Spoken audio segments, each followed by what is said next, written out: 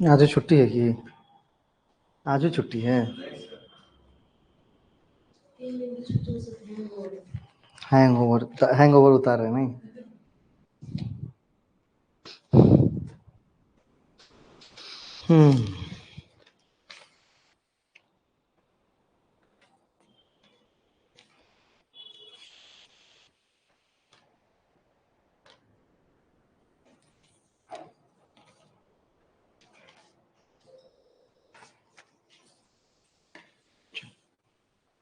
वाह, ऑनलाइन का स्पीड बढ़िया रहता है, धराधर धराधर नहीं। चलिए, क्लास की शुरुआत एक क्यूट से, वैसे हम पेपर 2 में भी किए थे सुबह में। सुबह से ही क्यूट चल रहा है, अच्छा लगा हमको देखने में। जब रात में पढ़ रहे थे तो ये देखने को मिला, जो सोचे आप लोगों के साथ शेयर कर। नहीं, ओ भाई साहब, बोर्ड आप उधर देख रहे हैं ना, जानते हैं सुंदर है ना। तो सुंदरता की जो बड़ाई है वो क्लास के बाद। तब तक पहला दिन देखे हैं इनको। नहीं आती तो थी शायद, दो तीन तीन चार दिनों से आ रही हैं। गौर आज किया होगा नहीं तो। अच्छा,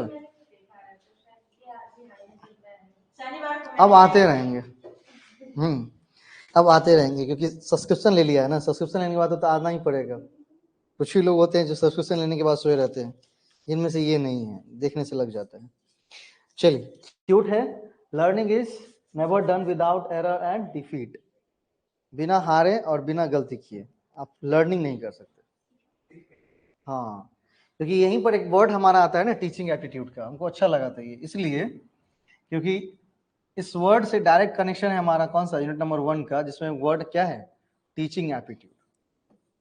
वो वर्ड क्या है, टीचिंग वाले। टीचिंग मतलब शिक्षण। हाँ, ठीक है। और लर्निंग का मतलब होता है अधिगम। लर्निंग का मतलब होता है अधिगम। दोनों में क्या अंतर है बबली बताइए, पढ़े हुए हैं ना हम लोग। हाँ, टीचिंग और लर्निंग दोनों में क्या अंतर है। आप तो सीडी भी पढ़ाएंगे, आपको तो पता होगा फिर तो। बताइए क्या अंतर है दोनों में। क्योंकि क्योट लिखा है व्लादिमीर लेनिन जी ने। व्लादिमीर लेनिन का कथन है कि learning is never done without error and defeat. बिना हारे और बिना गलती के आप क्या कर सकते हैं, लर्निंग नहीं कर सकते। नहीं, तो वो तो अधिगम है, सीखना। और शिक्षण का मतलब फिर क्या होगा।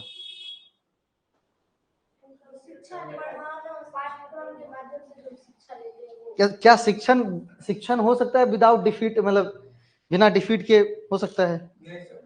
अच्छा, यहाँ पर लर्निंग की जगह टीचिंग लिख दो तो सही रहेगा लाइन। नहीं, क्यों। इस क्यूट से 3 प्रश्न हैं। टीचिंग एप्टीट्यूड पढ़ लिया है ना, चर्चा करवा रहा हूँ। टीचिंग एप्टीट्यूड पढ़ लिया है, इस लर्निंग की जगह का टीचिंग लिख दूं, सही है या गलत, पहला प्रश्न मेरा। नहीं, पहला प्रश्न है कि लर्निंग की जगह अगर टीचिंग लिख दूं तो सही होगा या गलत। पहले प्रश्न का आंसर क्या होगा। नहीं, क्यों। टीचिंग लर्निंग तो प्रोसेस आपने पढ़ा है ना, फिर तो क्यों नहीं लिखेंगे। टीचिंग और लर्निंग मतलब पढ़ना ना। ठीक है, प्रोसेस अच्छी है but not the satisfied answer. कहिए मंगजी जी। टीचिंग की जगह अगर लर्निंग लिख देंगे तो सही रहेगा। टीचिंग आप करते हैं, हम लोग लर्नर हैं, ये नहीं है यार, मतलब नॉट सेटिस्फाइड आंसर। टीचिंग की जगह अगर लर्निंग लिख दें तो सही है गलत, ये बताइए। हाँ बोलिए। लर्निंग ही ठीक है ना, टीचिंग ठीक नहीं रहेगा। सेटिस्फैक्शन की बात नहीं, मतलब सही होगा, अगर नहीं होगा तो क्यों नहीं होगा ये बताना है। सही होगा, अगर नहीं होगा तो क्यों नहीं होगा वो बताना है।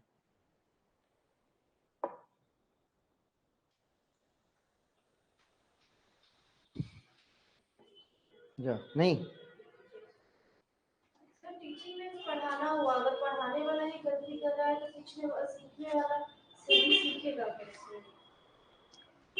ओह, शनि लास्ट क्लास कब चला था? फ्राइडे को। सोचो इतने मतलब आप क्या है, मशरूम है किसी और जगह, मसरूफ है, सॉरी मसरूफ है किसी और जगह कि ठिकाना ये भी नहीं रहा कि क्लास कब बंद हुई और कब खुली है। नहीं, लास्ट क्लास के दिन क्या किए थे सो बताइए।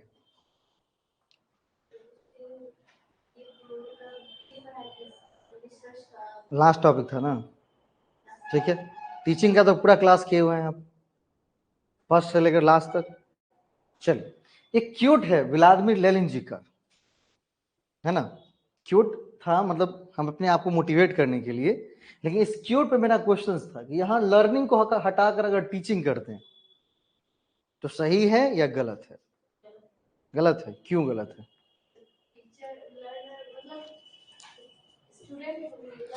हम्म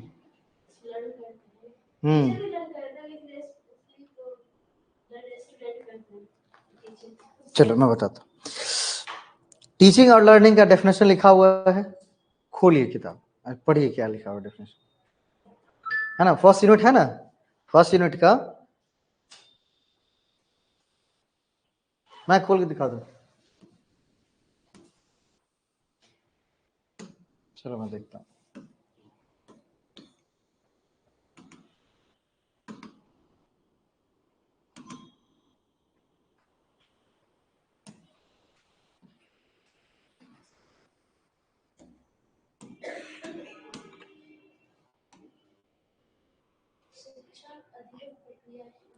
शिक्षण अधिगम की डेफिनेशन दिया हुआ है, अनुभवों के द्वारा व्यवहार में परिवर्तन लाने की प्रक्रिया क्या कहलाती है? अधिगम कहलाती है। मतलब जो हमारा एक्सपीरियंस है, उस एक्सपीरियंस के बेस पर हम क्या करेंगे, अपने बिहेवियर में जो चेंजेस लाएंगे वो हमारा क्या है? लर्निंग है, अधिगम है। शिक्षण के बारे में क्या कह रहा है? शिक्षण अधिगम प्रक्रिया की क्या है? उद्देश्यपूर्ण दिशा है। शिक्षण अधिगम प्रक्रिया की उद्देश्यपूर्ण दिशा है, मतलब ये लर्निंग के लिए हमें क्या दिखाएगा? डायरेक्शन दिखाएगा। ये लर्निंग के लिए हमें क्या करेगा? डायरेक्शन दिखाएगा, जिसके तहत शिक्षकों द्वारा छात्रों को वांछित ज्ञान का मतलब जो नॉलेज डिजायर है, उनकी जो नीड है, उस हिसाब से ज्ञान, स्किल, अनुभव प्रदान किया जाता है। तदुपरांत छात्रों के व्यवहार में अस्थायी परिवर्तन परिलक्षित होते हैं। नहीं, इस डेफिनेशन पढ़ने के बाद अब लर्निंग की जगह टीचिंग लिखना सही है या गलत है? सब बताइए।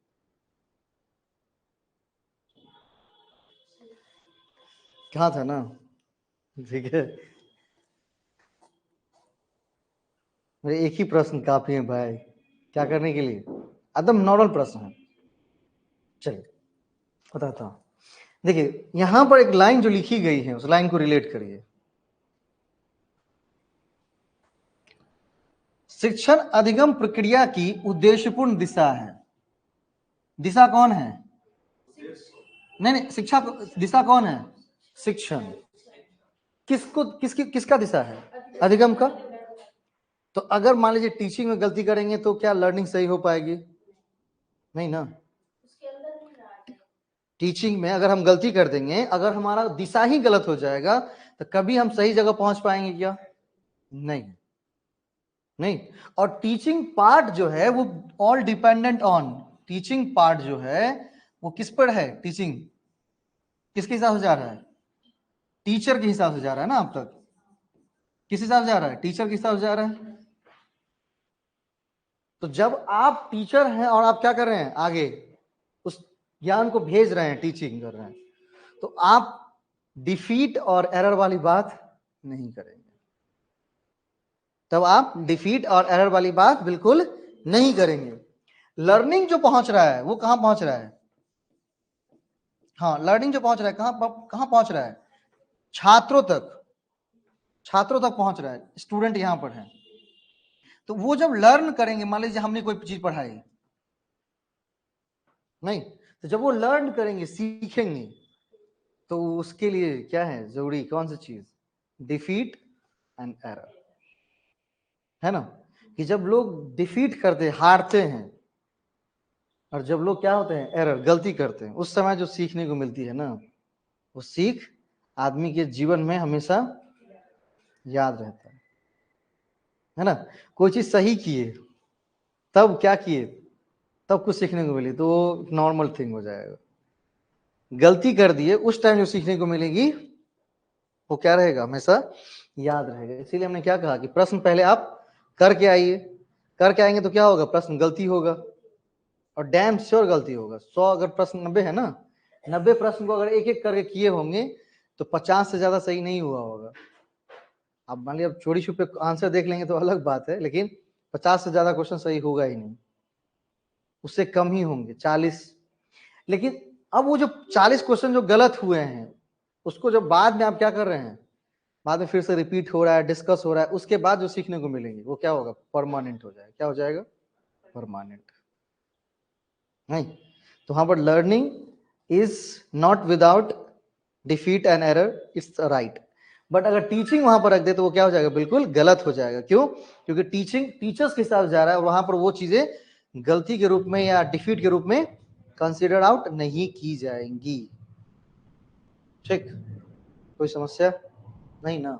चल, ये था हमारा क्यूट, और बिल्कुल रिलेट करता था किससे, टीचिंग एप्टीट्यूड से, इसीलिए मैंने सुबह में उठाया था इसको। नहीं, अच्छा, कल स्टेटस किसने किसने देखा मेरा शाम में, क्या देखा बताइए। नहीं, आज के, कल का, कल शाम को। हाँ, नहीं, क्या आ रहा है भाई, जेट, जेट आ रहा है। नहीं, जेट मतलब वो जेट चढ़ने वाला जेट नहीं है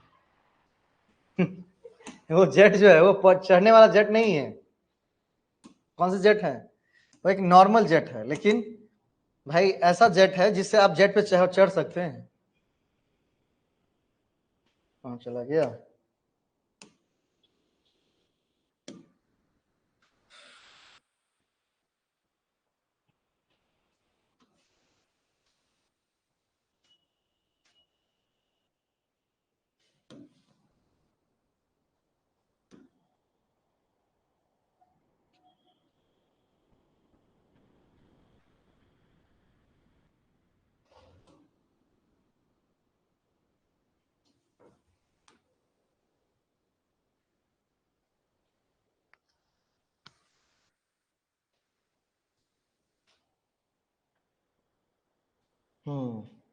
ये था ना लगा हुआ स्क्रीनशॉट के रूप में। लोग कहते थे ना आपको, मत करो तैयारी, वैकेंसी थोड़ी आएगी, है ना। इतिहास अपने आप को दोहराएगा भैया, 16 साल बाद। कितने साल बाद, 16 साल बाद, है ना। भाई इतना जो हम मेहनत कर रहे हैं, और इतना जो पूजा पाठ करवा रहे हैं, किस लिए, जॉब ही के लिए ना। ठीक है, कि भाई कम से कम जिस जिस चीज की हम तैयारी कर रहे हैं उसके लगातार कुछ ना कुछ आते रहें। भाई होना ना होना, it's all depend the student. भाई मौका तो मिला ना हमको, क्या मौका क्या है, तो मौका है बस यही है कि डोमिसाइल लागू ना करें, क्योंकि पिछली बार तो नहीं हुई थी, इस बार भी नहीं होनी चाहिए, क्योंकि हरियाणा हुआ था तो उसमें डोमिसाइल नहीं था। मान लीजिए कोई भी कैटेगरी के लोग होंगे तो वहां पर जनरल कैटेगरी में तो हम भर ही सकते हैं, क्योंकि कैटेगरी वाइज सिर्फ राज्य में ही चलेगा, दूसरे राज्य में कैटेगरी आपकी नहीं चलेगी, तो कोई बात नहीं उसके लिए। बट हमें मौका मिला एक बार जेट देने का, इसी तरह से मौका मिलेगा किसका, बेट देने का, बीईटी बिहार वाले। और नेट तो ऑलरेडी हम प्रिपरेशन कर ही रहे हैं, और वो हर साल होने वाला है ही, तो जून में होगा ही, जून जुलाई में। ठीक है, तो कहा क्या कि विभिन्न सहायक प्राध्यापकों की नियुक्ति के लिए एवं पीएचडी में क्या करने के लिए, उम्मीदवारी हेतु बिल्कुल बेट के तर्ज पर कराया जा रहा है। और इसके लिए जो अहर्ता होंगी, जैसे पीएचडी में नामांकन है, और इसके लिए तो क्या होंगी, मास्टर्स की डिग्री ही होंगी। क्या होंगी, मास्टर्स की डिग्री ही क्या होंगी, हमारी अहर्ता होंगी। बस वो फाइनल हो जानी चाहिए, क्योंकि विदाउट फाइनल नहीं। तो लगभग लगभग सबके हम फाइनल हैं ही, है ना। जिसके नहीं फाइनल है उसके बेटर मौके मिलेंगे। तो सबको इसी मौका मिल जाएगा तो फिर गड़बड़ ना, कुछ आगे के लिए भी तो बचे रहने चाहिए। सेम टू सेम प्रोसीजर, जैसे net that but Bihar eligibility. हाँ किसका? नहीं उनका क्या, हाँ पूछिए ना।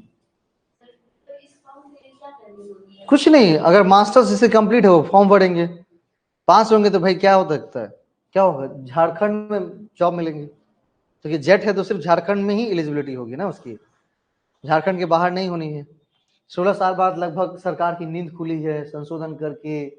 फरवरी में न्यूज आई थी, कल 7 तारीख को कंफर्म हो गया था, लगभग 7 तारीख को प्रेस रिलीज आ गई थी, लेकिन 7 तारीख को मेरा हाथ हो गया था, दम दम बज रहा था डमरू, इसीलिए हम नहीं निकाल रहे थे उसमें। ये कल जाकर के थोड़ा सा सब कुछ ठीक हुआ, तो सर्च कर रहे थे तो मिल गया, तो चलो शेयर करते हैं। हाँ या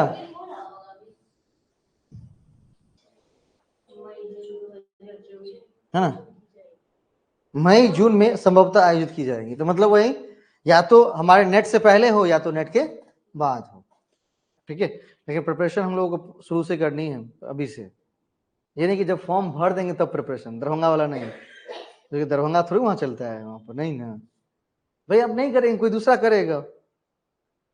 हम लोगों को लगता है ना कि भाई हम नहीं करेंगे तो झारखंड रोएगा, भाई रोएगा तो रे, बहुत ही बच्चा सब पढ़ा है आराम से ऑलरेडी, वो कहीं ना कहीं कोई ना कोई इसमें चला ही जाएगा, तो आपके लिए कभी रोएगा नहीं, ठीक है। Same to same net, same to same net. Net आपके विषय की सबसे बड़ी सिलेबस है, उससे बड़ी यूपीएससी की भी सिलेबस नहीं है। नेट आपके विषय की सबसे बड़ी सिलेबस है, उससे बड़ी सिलेबस आज तक भारत के इतिहास में बनाई नहीं गई, तभी तो आप प्रोफेसर है ना। इसीलिए वहां तक सिर्फ पहुंचने में टाइम लगता है, एक बार पहुंच जाए तो फिर तो बात ही भाई जुदा है, नहीं तो सिर्फ आप ही के जलवे होंगे फिर। सर क्या नेट का एग्जाम देने के लिए ऐसा जरूरी है कि 3 बार एग्जाम? नहीं नहीं 30 साल तक नहीं, एज एज एज निर्धारित की गई है। कोई भी महिलाएं होंगी तो 35 साल, नॉर्मल जनरल कैटेगरी के लोग होंगे तो 30 साल, पुरुष ओबीसी में होंगे तो शायद 33 या 33 साल तक है, और SC ST कैटेगरी के होंगे तो 35 साल। हाँ बीपीएससी वाले शिक्षक वाले 3 अटेम्प्ट, अपने वाले में अटेम्प्ट नहीं है। जितनी बार, जब तक 35 साल नहीं पूरता तो बैठते रहो।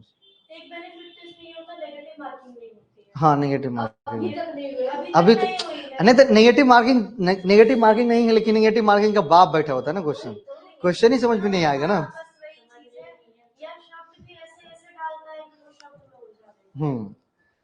तो नेगेटिव कहने के लिए नहीं है, नेगेटिव से बड़ा नेगेटिव यहाँ पर तो ऑलरेडी है पहले से, ठीक है, क्योंकि क्वेश्चन से इसके अलग पैटर्न है, अप्लाइड क्वेश्चन है ना। जैसे अभी टीचिंग लर्निंग के बारे में कॉन्सेप्ट समझाया, ये असर्शन रीजनिंग के क्वेश्चन है ब्रो, है ना। अगर लिख दे वहां पर असर्शन में कि first statement learning is without not without error and defeat, बिना हारे, अब मतलब व्लादिमीर लेनिन जी के जो कथन है ना उससे क्वेश्चंस बना देगा। एंड दूसरे कथन में क्या लिख दिया पता है, दूसरे कथन में लिख दिया कि teaching is not without defeat and error. अब कौन सा कथन सही है कौन सा कथन गलत है बता दीजिए। तो भाई तो सबसे पहले तो अप्लाइंग काम होनी चाहिए ना वहां पर, कि भाई हम डेफिनेशन क्या पढ़े थे, क्योंकि वो डेफिनेशन पूछेगा ही नहीं कि उद्देश्यपूर्ण दिशा है या नहीं है, वो सब नहीं पूछेगा। अगर उद्देश्यपूर्ण दिशा है तो दिशा अगर गलत हो गई तो लर्निंग तो पहले ही गलत है ना। और टीचिंग हमेशा किस बेस पर हो रहा है, टीचर के बेस पर हो रहा है, तो वहां पर ट्रायल एंड एरर मेथड नहीं लगाई जाती है। अगर हम बार बार मान लीजिए यूज करें, ओ सॉरी गलत हो गया फिर से करते हैं, नहीं ऐसा संभव नहीं है। नहीं हाँ, 1-2 बार टेक ले लें अलग चलेगा, बीच में आप 1000 बार टेक नहीं ले सकते ना, टेक पर टेक नहीं ले सकते ना। लेकिन लर्निंग के बेस में क्या होता है कि आप दोबारा तिबारा चौबारा पचबारा, कोई 5 वर्षीय योजना जैसे बना देता है कि अपना रजिस्ट्रेशन कर दिए, तेजस पढ़ रहा है ना, मास्टर पढ़ रहा है कि नहीं पढ़ रहा है, चलो मास्टर पढ़ रहा है ठीक है पढ़ने दो, जिस दिन वो पढ़ के कंप्लीट हो जाएगा मेरा हो ही जाएगा ना, ठीक है। तो बिल्कुल बी सीरियस हमेशा, क्योंकि कब क्या आएंगे कोई ठीक नहीं अच्छी, लेकिन हम अगर प्रिपरेशन अच्छे से कर रहे हैं तो हम क्या करेंगे उस टाइम ज्यादा हमें मेहनत करने की जरूरत नहीं है, क्योंकि उस टाइम रिवीजन करने की जरूरत होगी, नहीं तो फिर से क्या करनी पड़ेगी, तैयारी। और उस टाइम तैयारी होंगी तो फिर रिवीजन कब होंगी, एग्जाम के बाद ना। इसीलिए भी सीरियस होकर के क्या करना है, प्रिपरेशन करना है।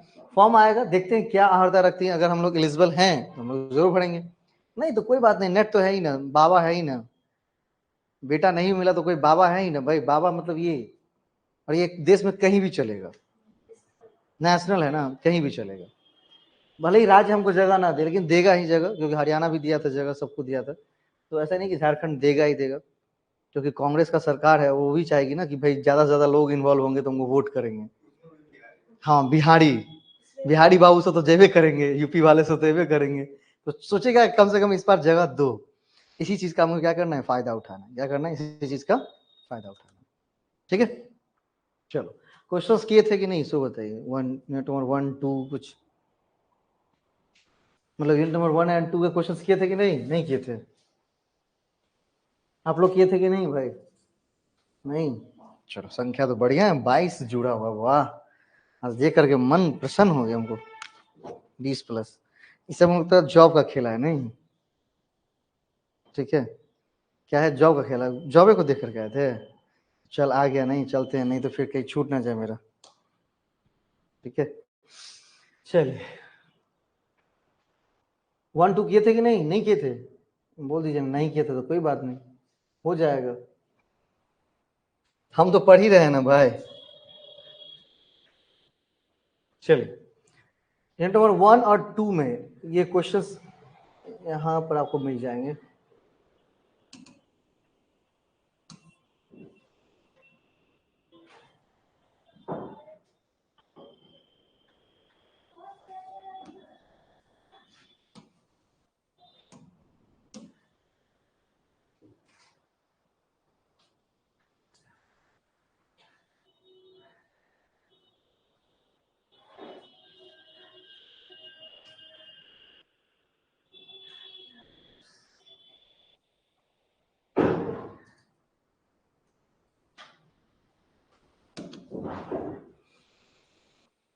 यहाँ पर मिल जाएंगे, कंटेंट में जब आइएगा ना आप, कंटेंट में तब मिल जाएंगे,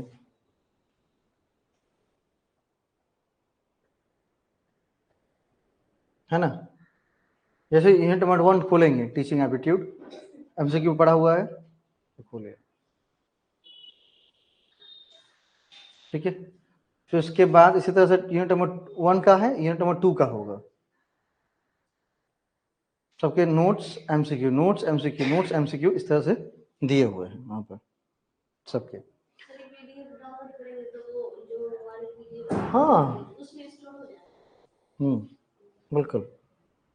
क्वेश्चन इस तरह से खुलेंगे कुछ, तो नॉर्मल पीडीएफ है मेरा, इस तरह से खुलेगा, इसको एक बार करिए जरूर कम से कम, है ना।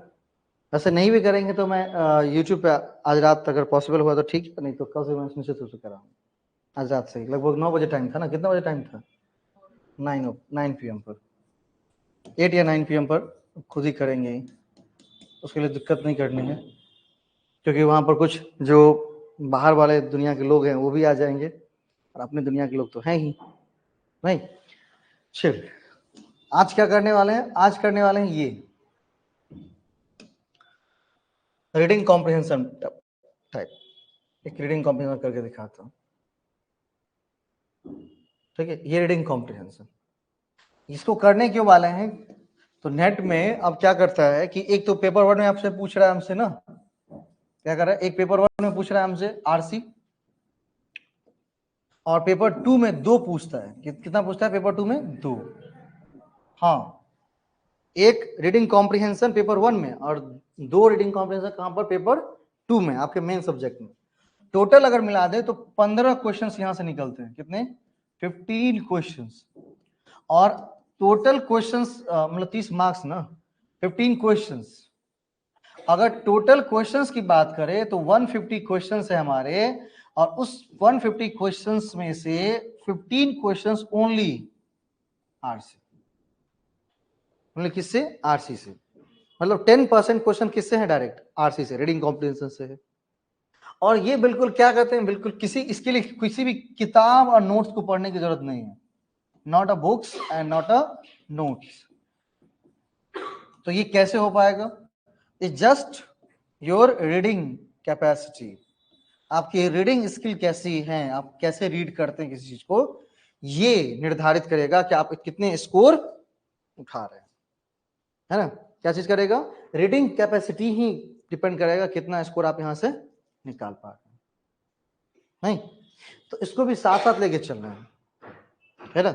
आज सिखाता हूं कि पढ़ते लोग कैसे हैं, नहीं, पढ़ाई कैसे करते हैं, मतलब किसी चीज को अगर पढ़ करके फिर क्वेश्चंस को करने हैं कैसे करते हैं। अब होता क्या है कि वहां पर दोनों लैंग्वेज में आपको पैसेज दी रहती है, दोनों लैंग्वेजेस में, हिंदी में भी दी रहती है और इंग्लिश में भी दी रहती है। आप जिसमें कंफर्टेबल हैं आप उसमें क्या कर सकते हैं, पढ़ करके उसके आंसर्स कर सकते हैं, जिसमें कंफर्टेबल, चाहे इंग्लिश में हो चाहे हिंदी में हो। जिसमें पढ़ो, हिंदी में पढ़ो या इंग्लिश में पढ़ो? हिंदी में, चलो हिंदी में पढ़ते हैं। ये 13 जून 2023 को पेपर आया था फर्स्ट शिफ्ट में, उसका पैसेज था ये 2023 जो भी रिसेंट में बीता है, दिसंबर वाले भी हैं।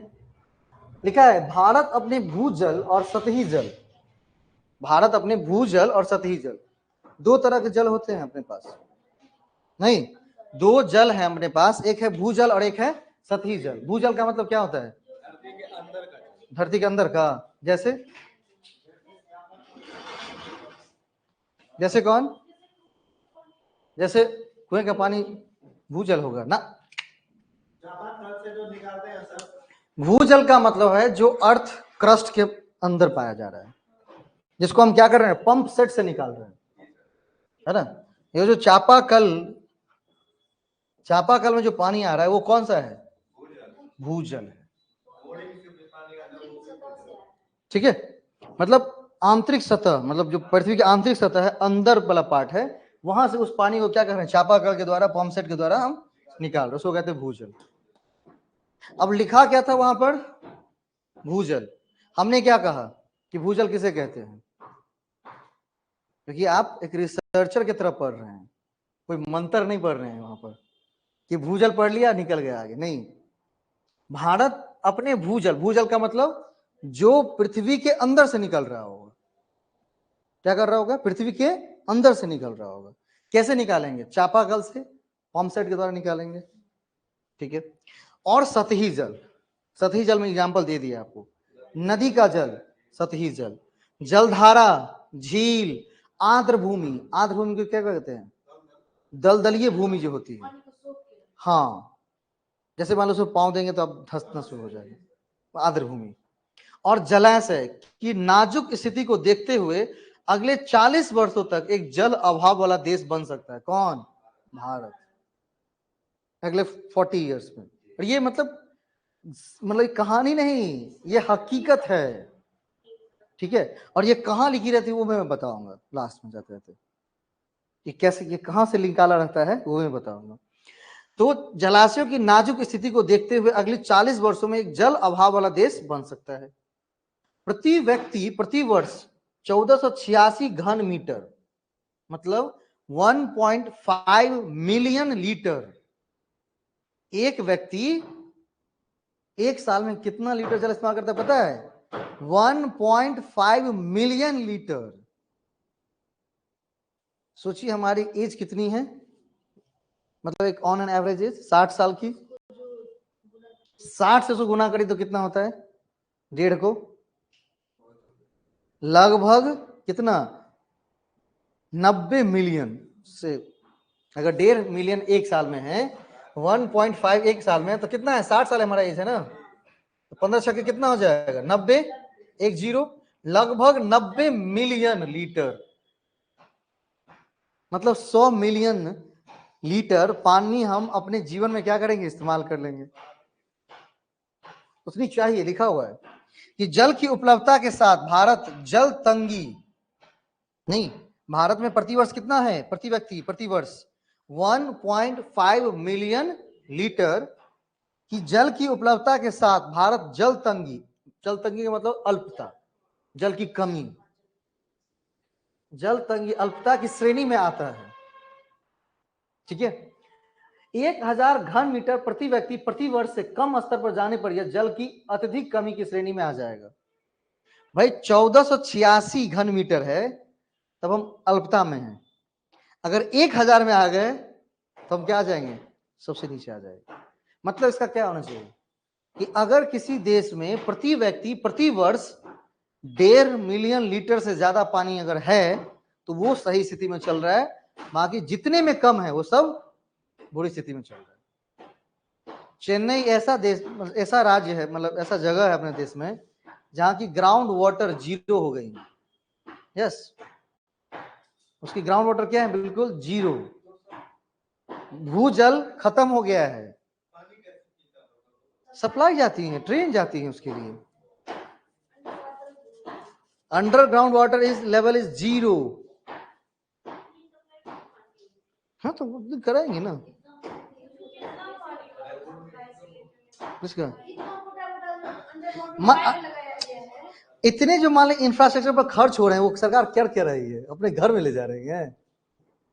अब जैसे मुंबई में तो जलगांव है भाई। अब दरभंगा जितना बड़ा शहर है वैसा एक जलगांव बना हुआ है, सिर्फ जल ही जल है वहां पर, पानी ही पानी। मुंबई में जितनी भी उसकी क्या है वर्षा की पानी होती है सबको जलगांव में स्टोर किया जाता है, फिर उसको प्यूरिफाई करके फिर लोगों को भेजा जाता है ना। बिल्कुल। इसी नहीं तो ये जानना जरूरी है ना।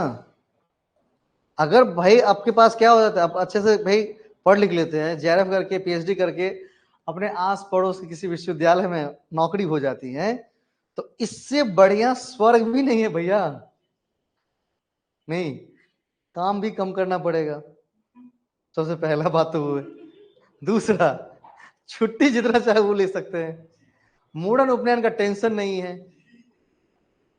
क्या आने जाने में खर्च नहीं लगेगा, अपनी गाड़ी से कहीं भी जा सकते। मान लीजिए अगर दरभंगा में पोस्टिंग है किसी की और आस पड़ोस में, तो भाई बिहार में ज्यादा रिश्तेदार होगा ना, नहीं, और उससे भाई पैसा आ जाएगा तो हवाई जहाज से कहीं जा भी सकते, हवाई जहाज भी है। अब भाई केशव जी गए ना, जरूरत था तो तुरंत गए कि नहीं गए, पैसा था गए, मेरे पास नहीं है तो यहाँ पड़े हैं, सबकी अपनी अपनी बात है। ठीक है, तो भाई सोने पे सुहागा हो जाएगा। क्यों, ना पानी का टेंशन, ना हवा का टेंशन, ना कोई टेंशन नहीं है। वहां पानी और हवा के लोग जूझ रहे हैं। ठीक है, अगला, जल की खपत का तरीका भी समस्या को अधिक बढ़ा देता है। जल की समस्या सिर्फ जल कम है ये नहीं, उसकी खपत बहुत बड़ी खराबी है। नहीं, केंद्रीय भूजल बोर्ड CGWB भारत के क्या है, भारत में ऑर्गेनाइजेशन है जिसका नाम है केंद्रीय भूजल बोर्ड।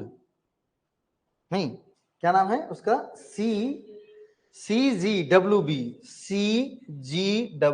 अब देखिए एक जानकारी मिल गई कि भारत में पहले जल मंत्रालय नहीं था, जल मंत्रालय बाद में बना है, मोदी सरकार आए तब, और उसमें एक संस्था है हमारी CGWB बोले सेंट्रल ग्राउंड वाटर बोर्ड, नहीं केंद्रीय भूजल बोर्ड के आंकड़े बताते हैं कि भूजल के अंधाधुंध प्रयोग से 2022 में देश के कुल आकलित 7079 इकाइयों में से 4% संकटग्रस्त हो गए हैं। मतलब जहां से सरकार पानी निकाल करके लोगों को तक सप्लाई पहुंचाती है उसमें से 4% खत्म, 7000 में से 4% खत्म, जबकि 14% को अति दोहित के रूप में आकलित किया गया है। मतलब उसको इतना दूहा गया है, मतलब निकालना है उसको 1000 लीटर, निकलवा रहा है उससे कितना 5,000 लीटर। नहीं, उसको बोलते अत्यधिक दोहन करना। यह स्थिति 2017 में अधिक बदतर थी, जब 17% इकाइयों का अत्यधिक दोहन हुआ था।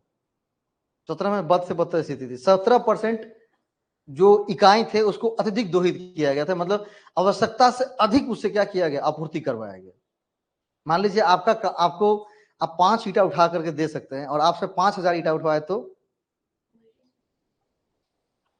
मरने नहीं दिया जाएगा ना, ऊपर से मारा जाएगा कोड़ा पीछा से, फिर अत्यधिक दोहन, तो वही सेम टू सेम दोहन है।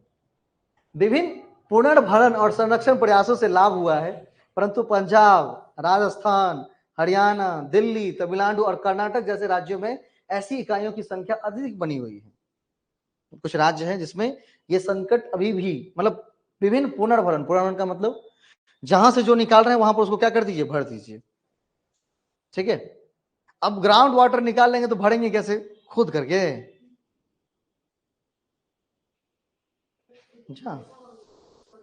अच्छा, ग्राउंड वाटर निकाल रहे हैं, उसको पुनर्भरण करना कैसे करेंगे बताइए तो? बरसात जल को स्टोर करेंगे। अच्छा ठीक है, हाँ नहीं एक सही है। और कहाँ से आते हैं, गांव, कभी गांव में ही से ही है ना, शहर में ही रहे हमेशा हैं, यहीं पर रह ही रहे हैं। आप तो गांव से आए हैं ना। गांव में एक तरीका देखे हैं, बिना पढ़े लिखे वो बिल्कुल मूर्ख है, तभी वो एकदम बहुत चालाक है शहर के आदमी से। नहीं, तो बहुत पैसा लगता है, बिना कम पैसे के, बजट ही नहीं है भाई, बजट जीरो रखनी है। आपने कहा ना वर्षा जल को संरक्षण करना है, उसमें बजट लगेगा, बजट जीरो, 1 रुपया नहीं देंगे हम आपको।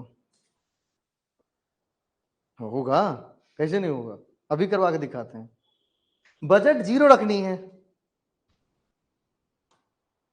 और जहां से पानी निकाल रहे हैं वहां पर स्टोर करनी है। कैसे करेंगे सोचिए। हाँ तो नीचे डालना भी है ना, जितना निकाल ले उतना डाल देना है, लेकिन बजट जीरो है, मतलब 1 रुपया आपके पास नहीं है और ये काम करना है। कैसे करेंगे, कैसे? गांव में देखते होंगे जहां चापाकल है उसके जस्ट बगल में क्या करता है, खदिया खून देता है। कितना बजट लगेगा, आप 4 कुदारी नहीं मार सकते हैं खुद से, नहीं, कॉल चलाइए, नहाइए और वो पानी वहीं पर फिर जा रहा है अंदर, नहीं। अब फिर अगल बगल में क्या करिए, फसल फसल फसल लगाइए, कुछ भी, मिर्चाइया लगाइए, धनिया लगाइए, उसको पटाइए। यार वो फीलिंग जो है ना, वो फील हम जीना चाहते हैं, इसीलिए वहां पर क्या कर रहे हैं पता है, जहां लिए हैं जगह, पीछे वहां बाड़ी है, वहां पानी का पहले स्टोर करवाएंगे, फिर सांप को उपछेंगे खूब बढ़िया से। नहीं, 1 रुपया बजट की जरूरत नहीं है क्या? क्योंकि भाई आप नहाना बंद नहीं कर सकते, कपड़ा धोना बंद नहीं कर सकते, बर्तन धोना बंद नहीं कर सकते, उसमें मतलब हाँ, मतलब पानी यूज आप करेंगे ही करेंगे किसी भी हाल में, लेकिन उस पानी को जहां से ले रहे हैं वहीं पर भर भी दे रहे हैं आप।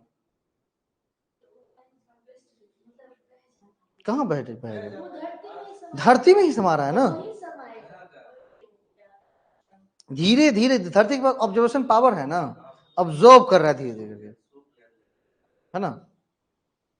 इसीलिए आप अगर अगर आपको विश्वास ना हो तो जहां पर खदिया खूने है ना, वहां 20 फीट खदिया खाली खूनिए, देखिएगा पानी अपने आप भू आने लगेगा। जहां वो दलदली है ना, वहां 20 फीट खूनिए, आपको लगता है ना कि नहीं गया है पानी अंदर, तो 20 फीट खून दिए, आ जाएगा, पक्का आ जाएगा, 20 फीट जाते जाते आ जाएगा पानी, चिपचिपा जैसा होगा, वहां पर कुदाल चल ही नहीं पाएगा। हाँ जेसीबी चला लें तो चला लें, लेकिन जेसीबी चलेंगे तो पानी अपने आप, धीरे धीरे पानी अपने आप आने शुरू हो गया, है ना। इसीलिए जहां पर दलदली भूमि होती है वहां पर सुरंग कभी नहीं बनाया जाता है, वहां पर सुरंग बन ही नहीं सकता है।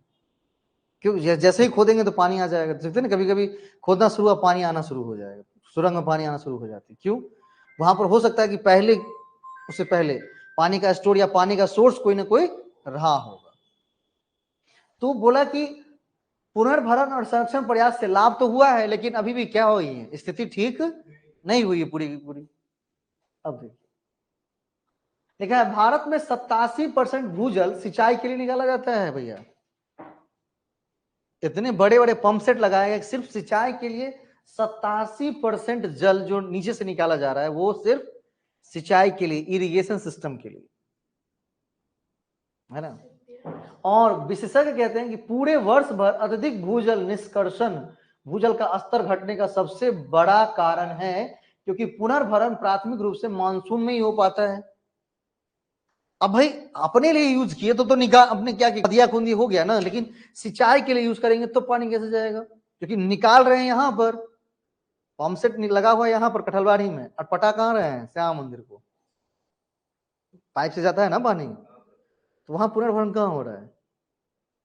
तो वहां पुनर्भरण कब होता है पता है? जब मानसून का समय है, वर्षा हुई तब। लेकिन निकालेंगे पूरे साल और भरेंगे केवल 1 महीना। बहुत नाइंसाफी नहीं लिखा हुआ है भाई, जितना ही होती है, लेकिन भाई पूरे साल आप निकालेंगे और सिर्फ भर कब रहे हैं पता है? 1 महीने। नाइंसाफी है ना। चलिए, तो वही बोल रहा है कि भूजल स्तर घटने का सबसे बड़ा कारण है क्योंकि पुनर्भरण प्राथमिक रूप से मानसून में ही होता है। दूसरी ओर जलाशयों के अतिक्रमण, लोग पोखरी भर भर के क्या करते हैं, घर बना लेते हैं। अंकिता के घर के पास है ना। हम बोले कि इसको अगले साल जब हम आएंगे कभी, फिर से आना हुआ गांव, तो इसको और बढ़ाना, और इसको बढ़ाते बढ़ाते बढ़ाते बीच में ले जाना। जैसे होता है ना, बीच बना देना, यहाँ से रास्ते पर जाएगा, सब घूमेगा भी, पॉपकॉर्न खाएगा, तुमको पैसा भी देगा।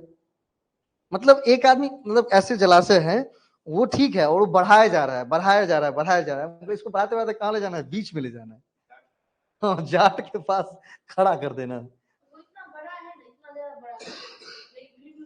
अब धीरे धीरे, पहले क्या होते थे, जलाशय में पानी इधर से उधर जा रहा है, ठीक है, पानी को रोकना नहीं चाहिए, नहीं तो खराब हो जाएगा। पानी जब भी रुकेगा तो खराब होना शुरू होगा, और जब तक वो बहता रहेगा तब तक साफ है। नहीं, जैसे नाला है ना, बह रहा है ना नाला, कितना गंद कर रहा है, कम ही कर रहा है ना, स्मेल करता है लेकिन कम कर रहा है। फिर उसको अभी रोक देते हैं, उसको रोक देते हैं, दोनों तरफ जितना ही है पानी है ना, दोनों तरफ बैरियर लगा देते हैं, दोनों तरफ, हाँ, दीवार बांध देते हैं, तब देखते हैं पूरा मोहल्ला जो है सो गमका देगा। परफ्यूम चलाना पड़ेगा पूरा, नहीं, मशीन से परफ्यूम डालना पड़ेगा। क्यों? क्योंकि रुक चुका है, और जैसे ही वो रुका तो वो सड़ना शुरू हो जाता है। नहीं, जैसे 2-3 दिन से मम्मी आई तो कल मम्मी हमको एक बात बोली, वो शॉक्ड हो गया। दूध को कभी सीझते हुए देखे हैं? मतलब बोलते हैं ना, मतलब सीझना, मैथिली में कहते हैं ना उसको कि हाँ, सीझ गेल, भात सीझ गेल छे, वो पक गया है। दूध को पकते हुए देखे हैं कभी? कैसे कैसे कैसे पता चलेगा दूध पका कि नहीं पका? हाँ, जब तक फेन आ रहा है तब तक मतलब दूध पका नहीं है। हाँ, जब फेन आना बंद हो गया और अंदर से क्या कर रहा है, बुलबुले छोड़ रहा है, इसका मतलब वो पक गया है। नहीं तो एक वर्ड हम सुने, तो जैसे ही पानी को रोकेंगे तो वो क्या हो जाएगा, सड़ना शुरू होगा और स्मेल आना शुरू। तो जलाशय में अतिक्रमण करेंगे, नदी और जलधाराओं में क्या होगा, अपशिष्ट जल का विसर्जन। अब जितना भी अपशिष्ट पदार्थ है वो कहाँ जा रहा है, नदी में ही जा रहा है ना। तो धीरे धीरे क्या करेगा, नदी के जल को खराब करेगा। जलाशय में आप अतिक्रमण करेंगे, उसके जल को बाहर नहीं निकलने देंगे, तो धीरे धीरे जल खराब होने लगेगा, इसीलिए काली पड़ जाती है। पोखरा का पानी भी काला पड़ जाता है, उसमें आपको नहाने का मन नहीं करेगा। पहले लोग नहाते थे, नहीं, काला हो जाता है। अब जैसे हराही का पानी, अगर किसी को कैंसर रोग हो गया, पिला दीजिए, ठीक हो जाएगा। बहुत काला पानी का सजा अगर किसी को देना है ना, तो अभी हम हराही में दिला सकते हैं। पहले काला पानी का सजा कहाँ मिलता था, अंडमान निकोबार में ना। अपने लोग अब वही हराही में कर सकते, इतना काला पड़ गया, बिकॉज चारों तरफ से घिर गया है, कहीं से इन और आउट नहीं है। इससे ज्यादा गंदा है दिघी का, लेकिन इससे उसका पानी अच्छा है, बिकॉज पता है क्यों, उसका आवागमन अभी भी बचा हुआ है, नाले से उसका आवागमन जो होता रहता है। नहीं, लेकिन अगर जैसे हराही है, दिघी है, और क्या है, गंगा सागर, 3 पोखर लगातार है ना दरभंगा में, हराही, तो बस क्या करे, अंडरग्राउंड सीवियर्स लगा करके तीनों पोखरों को अगर एक साथ जोड़ दिया जाए, मजा आ जाएगा, अपने आप सारा एडजस्टमेंट कर लेगा। जितनी भी गंदगी होगी ना, सब एक दूसरे को बांट करके क्या करेगा, अपने आप में खत्म करेगा, मतलब राई छाई कर लेगा। नहीं, अभी क्या है, किसी के पास जा रहा है तो जा रहा है, किसी के पास नहीं जा रहा है तो नहीं जा रहा है। तो एक थोड़ा साफ है, उससे थोड़ा सा कोई गंदा है तो उससे ज्यादा गंदा है। तो ये सारे जल संकट को क्या कर रहे हैं, बढ़ा रही हैं। नहीं, तो भाई ये हमको क्यों पढ़ा रहा है भाई? तो हमको इसलिए पढ़ा रहा है कि हाँ आगे क्वेश्चन भी देगा, एंड सेकंड आगे 5 क्वेश्चन देगा पहले तो, एंड दूसरी चीज सिखाई है क्या कि जल को कैसे बचाएं, जल को कैसे बचाएं, नहीं जल को बर्बाद ना करें। गांव में बर्बाद होगा थोड़ा चलेगा थोड़ा बहुत, शहर में तो भाई बर्बाद नहीं करी तो बढ़िया है, नहीं तो बूंद बूंद पानी के लिए क्या किया जाएगा, तरसा दिया जाएगा। ठीक है, अब पढ़ाई किए, पढ़ते पैसेज को इस तरह से है ना। पहले आप सोच रहे थे कि अरे पैसेज है, बनेगा क्वेश्चन कि नहीं बनेगा, दूर किस लिए दे रहा है, अगर ये नहीं देता तो क्या होता है ना, मजा नहीं आ रहा है, बोर हो रहा है। मतलब पहले दिमाग में हमारे पास क्या है, नाना प्रकार की क्या चीजें दिमाग में सम्मिलित हो गई। तब पहले से जिस चीजों को सम्मिलित कर लिए वो कुछ भी पढ़ेंगे तो क्या करेगा, सम्मिलित होने नहीं देगा। नहीं भाई, अगर कुछ दिया हुआ है रीडिंग करने के लिए तो उसमें कुछ ना कुछ फैक्ट और जानकारी जरूर होंगी। नहीं, कितनी जानकारी, ढेर सारी जानकारी हो गई। और ये किसी न किसी निश्चित रूप से क्या किया गया, न्यूज़पेपर से लिया जाता है। न्यूज़पेपर का जो एडिटोरियल पेज होते हैं वहां पर अलग अलग लेखक, अलग अलग लोग है ना, किसी आर्टिकल को पब्लिश करते रहते हैं, तो उसी आर्टिकल्स में एक वो लिख के उठा के डाल देता है और 5 क्वेश्चन सेट कर देता है, हो गया। अब क्वेश्चन को पढ़िए, एक क्वेश्चन गलती नहीं होगा, है ना। जल संसाधन के कम होने के लिए उत्तरदायी कारक, जल संसाधन के कम होने के लिए उत्तरदायी कारक को अभिज्ञात कीजिए। मतलब जो दिए गए कारक हैं उसमें से कौन सा ऐसा कारक है जो जल संसाधन के कम होने के लिए बिल्कुल जिम्मेवार है, रिस्पॉन्सिबल है। अभिज्ञात का मतलब होता है रिस्पॉन्सिबल। पहला है कृषि क्षेत्र में जल की अधिक खपत, वाणिज्यिक क्षेत्र में जल की अधिक खपत, जलाशयों का अतिक्रमण, घरेलू क्षेत्र में जल का अधिक प्रयोग, नदी और जल धाराओं में अनुपाचरित अपशिष्ट जल का विसर्जन। बोलिए। अच्छा ठीक है, तब तक आप पिस्ता खाइए, ठीक है। एक को पिस्ता अच्छा लगता है इसीलिए हम पहले हाफ केजी ला देते कि 1 केजी ले आए भाई, एक आदमी बढ़ गया है ना।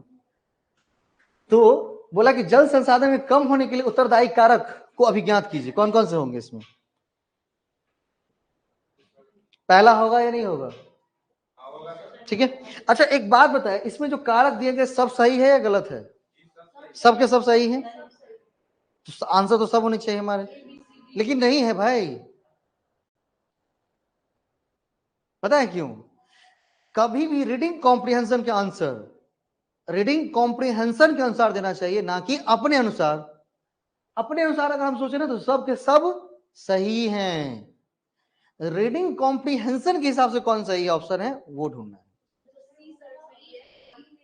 अभी आप तीसरा लाइन देखेंगे, देखिए तीसरा लाइन देखिए, सबसे लास्ट लाइन है ना लिखा हुआ, नदियों और जल धाराओं में अनुपाचरित जल के विसर्जन, जलाशय का अतिक्रमण, जल सिंचाई के लिए कितना भूजल निकाला जा रहा है, 87%।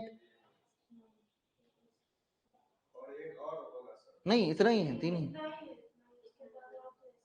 ठीक है, मिल गया ना। आंसर क्या हो जाएगा फिर? ए हो जाएगा, बी होगा क्या? नहीं, बी हमारे अनुसार सही है, रीडिंग कॉम्प्रिहेंशन का अनुसार सही नहीं है, तो बी हमारा आंसर नहीं होगा, क्योंकि वाणिज्यिक क्षेत्र की चर्चा नहीं की गई है, और जिसकी चर्चा ही नहीं की उसको कभी कंसीडर नहीं करना है, याद रखिएगा। सी जलाशयों का अतिक्रमण होगा। डी घरेलू क्षेत्र में जल का अधिक प्रयोग, ये भी नहीं होगा। क्यों? क्योंकि लिख कर नहीं दिया गया है। हमारे अनुसार सही है, इसके अनुसार सही होना चाहिए, इसके अनुसार जो सही होगा ना वो आंसर है। रीडिंग कॉम्प्रिहेंशन गलत इसलिए होता है कि हम अपने अनुसार आंसर करते रहते हैं। रीडिंग कॉम्प्रिहेंशन कहता है कि तुम सबसे बड़का बजरौट मूर्ख हो। क्या हो? बजरौट मूर्ख। एक होता है मूर्ख, एक होता है बजरौट मूर्ख। हाँ, जैसे अभी गांव गए थे तो एक चौक में मिला, तो मुझे कुछ काम था, मतलब एक जगह प्लेस लेनी है, तो उसको बोले जा रहे हैं तभी वो रिपीट करता जा रहा है, तब समझ गए ओ ये बजरौट मूर्ख। नहीं, मूर्ख एक बार में समझ जाएगा, बजरौट नहीं समझेगा, वो बोलेगा नहीं नहीं तुम गलत बोल रहे हो। तो बोलता है कि तुम बजरौट मूर्ख हो और हम जो कहते हैं वो करना, बाकी चीज दुनिया में हर चीज गलत है। जिस दिन इसको सोच करके आंसर करेंगे एक आंसर भी गलत नहीं, क्योंकि निश्चित रूप से ये आंसर सबका गलत हुआ होगा पक्का, मैं लिख करके दे सकता हूं 1 2 3। रीजन क्या है पता है? रीजन ये है कि ये सारे ऑप्शन सही है बट हमारे अनुसार, नॉट रीडिंग कॉम्प्रिहेंशन के अनुसार।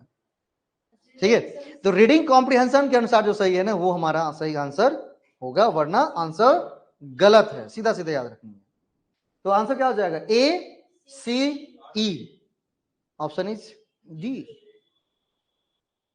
कहते हैं भारी है, कुछ भारी नहीं है, बट हम अपने अनुसार आंसर कर रहे हैं। नेक्स्ट, भारत जल अभाव वाला देश हो जाएगा यदि यदि यदि यदि यदि जल की उपलब्धता किससे कम हो जाती है? 1000 लीटर से कम हो जाती है, 1 मिलियन लीटर से कम हो जाती है, 1.5 मिलियन लीटर से कम हो जाती है, कितने से? 1000। यहां पर देखिए, यहां पर दिया 1000 घन मीटर प्रति व्यक्ति प्रति वर्ष से कम स्तर पर जाने पर यह जल की अत्यधिक कमी की श्रेणी में आ जाएगा।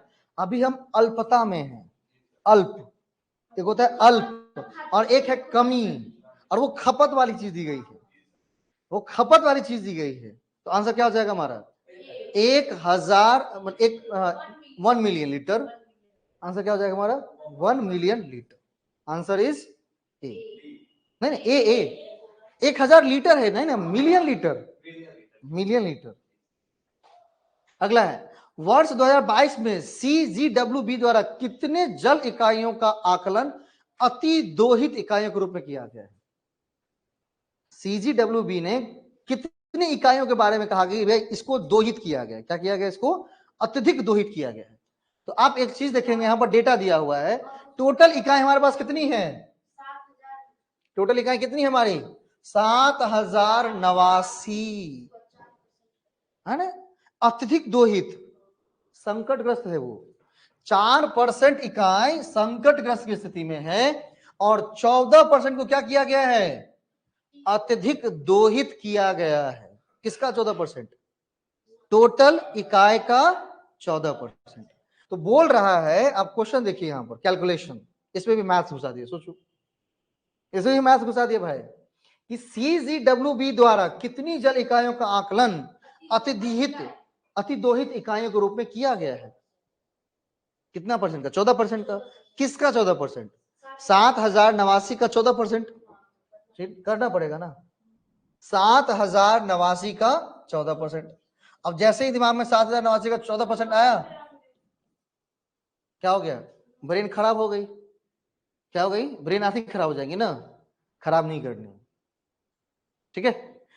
7089 से क्या करना है? 14 गुना करना है। 7089 का टेबल नहीं आता, 14 का टेबल आता है ना। 14 नंबर 126, 26 ही होगा ना। अच्छा, ऐसे देख रहे हैं हम वो, 126 ही होगा, है ना। 126 का 6 हाथ में 12, 14 अट्ठे 112, 112 और 12 कितना होता है? 124 का 4 नहीं, और 12 क्या हो जाएगा? 2, हाथ में 1 बचा रहेगा ना। 14 से आते 98 और 1 कितना? 99। कितना आ गया? 99,246 और भागा 100। नीचे से 2 जीरो हटाना है तो ऊपर 2 अंक के बाद दशमलव। ओ, आप इसे पूछ रहे हैं, नीचे से 2 अंक के बाद दशमलव, 2 अंक का 2 जीरो हटाना है तो ऊपर क्या करना है? 2 अंक के बाद दशमलव लगाना है। आंसर क्या हो जाएगा? 993। B is the right answer, ठीक है। हाँ, नेक्स्ट 3 क्वेश्चन हो गए सही। चौथे, मान लीजिए, कहता है मान लीजिए CGWB द्वारा आकलित भूजल इकाइयों कुल संख्या इतनी थी, तो 17 और 22 में अति दोहित संख्या के बीच कितना अंतर होगा? नहीं, बोला अगर टोटल इकाई 7079 था तो 17 में कितने % इकाइयों को दोहित किया गया था और 22 में कितने % दोहित किया गया था? उन दोनों के बीच का क्या निकालना है? अंतर। तो अभी जो दोहित निकाला है आपने, देखिए 17 में कितना % था? 17%।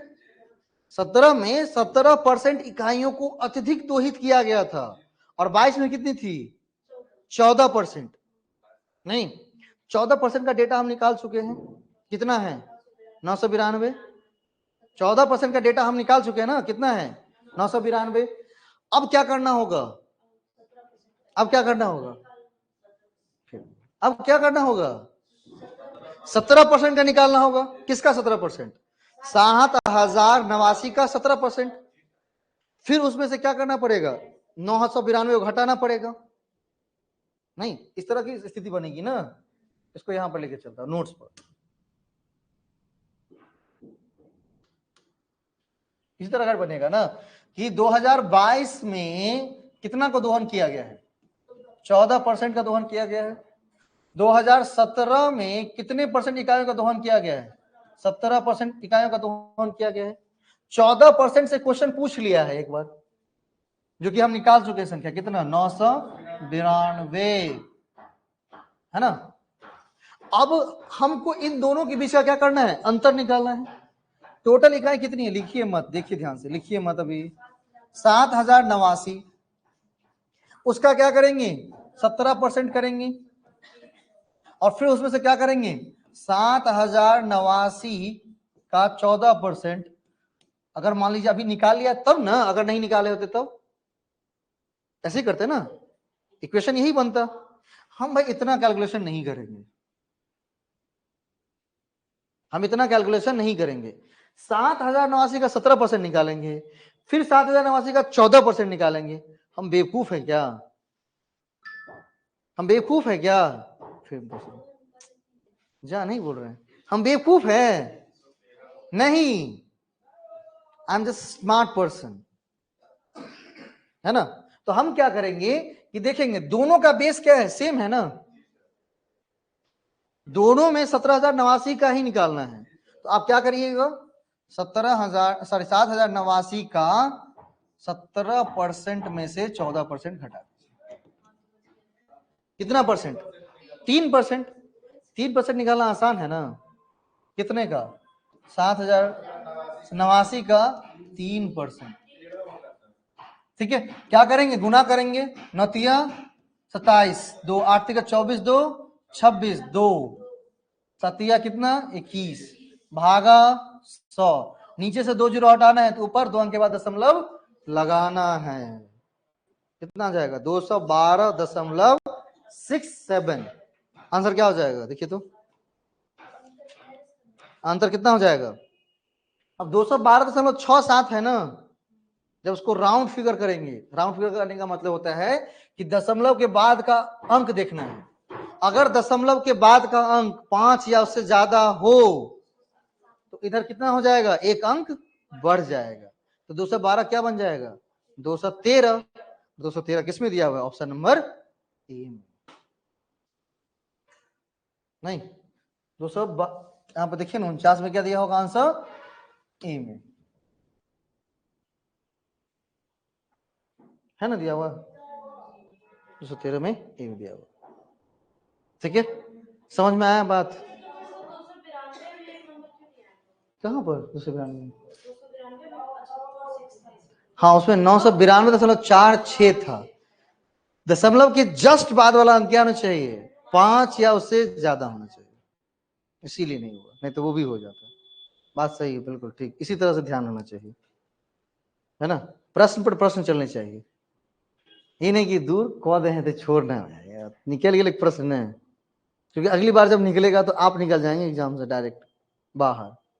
नहीं, नेक्स्ट लास्ट क्वेश्चन, निम्नलिखित में से कौन कौन से राज्य भूजल अत्यधिक दोहन की गई इकाई में पाई सबसे ज्यादा पाई गई है, सबसे किसमें, नाम किस किस का था, पंजाब का था, सबसे पहले उत्तर प्रदेश था क्या, उत्तर प्रदेश की चर्चा की गई है नहीं, सी को हटा दीजिए आंसर मिल जाएगा, हटा। उत्तर प्रदेश का चर्चा था नहीं था ना, हटा दीजिए खत्म,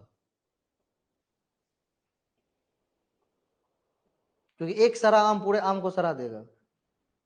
हो गया भाई, ज्यादा माथा पच्ची नहीं करना है। वहां सिर्फ हमारे दिमाग का प्रेजेंस चाहिए, not the knowledge. Presence, presence कैसी है? रीडिंग कॉम्प्रिहेंशन समझाते वक्त हमें नॉलेज की नहीं, हमें प्रेजेंस की आवश्यकता है। अब उसमें फिर आप पैसेज को नीचे कर रहे हैं, राजस्थान है, देखते हैं हरियाणा, पंजाब, तमिलनाडु, कर्नाटक, मध्य प्रदेश। भाई उतना काहे देख रहा है? यूपी है नहीं है ना, तो यूपी नहीं है, यूपी मतलब गलत। यूपी किस में है? सी है। सी नहीं होगा, सी नहीं होगा तो भाई बाकी सब होगा। सी नहीं होगा तो एबीडी होगा। मध्य प्रदेश भी नहीं दिया हुआ है, सी नहीं होगा, बाकी सब होंगे। आंसर इज ए, बी और डी। ठीक है, तो रीडिंग कॉम्प्रिहेंशन को ऐसे सॉल्व करते हैं। पहले इंटरेस्ट लाइए कि हमें आज कुछ पढ़ना है और वहां से कुछ क्या करना है, सीखना है, कुछ नया नॉलेज जरूर रहेगा। नया नॉलेज क्या है? सी जी डब्ल्यू बी। और सी जी डब्ल्यू बी का फुल फॉर्म ये नहीं कि मत पूछेगा, जब यूनिट नंबर 9 क्वेश्चन आएंगे ना तो सी जी डब्ल्यू बी के बारे में ही पूछेगा वो। अगली बार जो प्रश्न बनेंगे पीपल एनवायरमेंट में, वो सी जी डब्ल्यू बी के बारे में पढ़ेंगे, पूछेंगे। तो ये नहीं कि रीडिंग कॉम्प्रिहेंशन पढ़ा, सीजीडब्ल्यूबी के बारे में पता चला और उसको छोड़ करके आप आगे निकल गए, तो एग्जाम भी क्या करेगा, हमको छोड़ करके आगे बढ़ जाए। तो वहां पर फटाफट क्या करनी है पता है? वहां फटाफट क्या करना है? वहां फटाफट क्रोम खोलना है अपने मोबाइल में या गूगल खोलना है और लिखना है कौन सा, C G W B. CGW B search करना है ना। यह है सीजीडब्ल्यूबी का ऑफिशियल वेबसाइट, सीजीडब्ल्यूबी का ऑफिशियल वेबसाइट है। अब यहां पर एक चीज गौर कर रहे होंगे, सेंट्रल ग्राउंड वाटर बोर्ड किसके अंतर्गत काम कर रहा है? मिनिस्ट्री ऑफ जल शक्ति, department of water resource, river development and Ganga reservations, government of India का एक ऑर्गेनाइजेशन है। ठीक है, यहां पूछेगा क्या पता है? वो नहीं, फुल फॉर्म तो सब याद कर लेंगे, पूछता ये है भैया, कुछ तो ये वाला विजन क्या है, क्या है उसका विजन क्या है? तो विजन है sustainable development and management of ground water resource of the country. Country के ग्राउंड वाटर रिसोर्स को मैनेज करना, उसको सस्टेन रखना, उसको डेवलप करना, किसका विजन है? सी जी डब्ल्यू बी। तो नेट में क्वेश्चन ये रहेंगे, लिखनी है, इसको लिखनी है भाई, फटाफट लिखिए जल्दी से। CGWB, CGWB,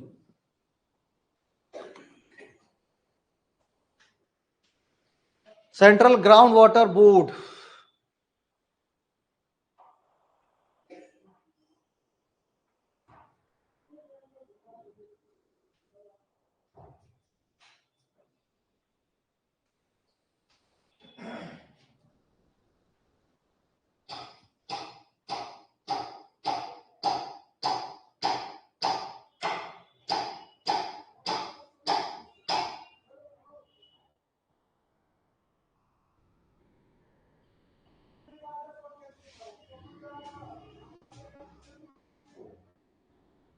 चलिए इसके बारे में आप लिखते कैसे देखते हैं, यहाँ पर लिखिए, क्या लिखे? CGWB ना, लिख लिया उसका।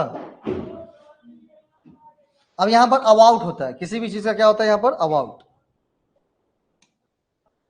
हाँ, खुलने दीजिए अबाउट के बारे में। अच्छा तब तक ये लिखिए आप, किसके? Central ground water board, CGWB किसके अंतर्गत काम कर रहा है? मिनिस्ट्री ऑफ जल शक्ति के अंतर्गत। हाँ, resource, river development and Ganga reservation. इसको जरूर लिखना है ऊपर वाले को। और दूसरा लिखना है पॉइंट बनाकर के विजन। विजन क्या है? पहला पॉइंट वो CGWB में किसके अंतर्गत काम कर रहे हैं, और दूसरी चीज विजन क्या है उसकी? CGWB sustainable development and management of ground water resource of the country. बड़ा कर देता हूँ।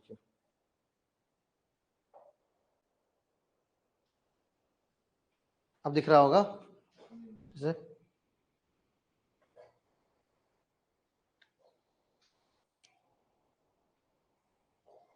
और वो विजन किस तरह का पता है? मैच ऑफ द फॉलोइंग में सीधा सीधा नहीं देगा। 4 संस्था का नाम इधर और उसके सारे की विजन एक तरफ। अब लगाते रहिए आराम से टिक।